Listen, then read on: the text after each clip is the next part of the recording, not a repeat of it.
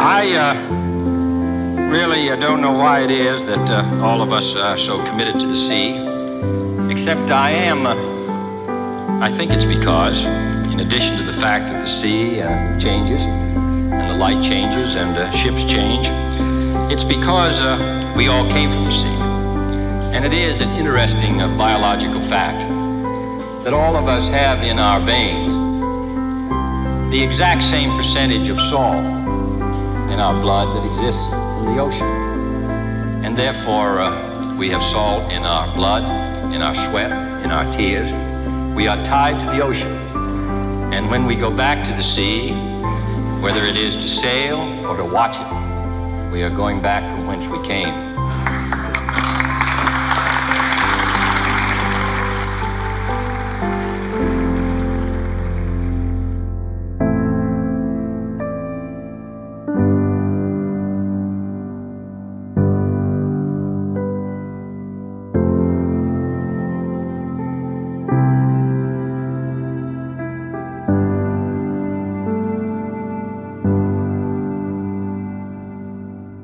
The oceans are a security threat challenge. The state of the oceans are a security challenge for everybody in the world. They are under siege by overfishing, which is a food challenge to people in the world, and an ecosystem breakdown challenge.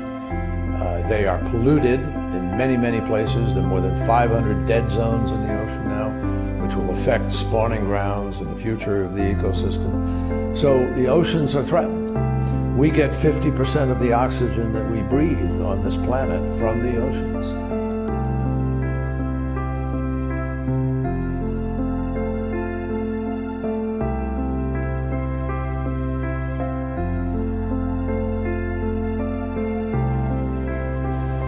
The next generation is watching what we do. Just over a week ago, I was in Malaysia, where I held a town hall with young people. And the first question I received was from a young Indonesian woman. And it wasn't about terrorism, it wasn't about the economy, it wasn't about human rights, it was about climate change. And she asked whether I was optimistic about what we can achieve here in Paris and what young people like her could do to help. I want our actions to show her that we're listening.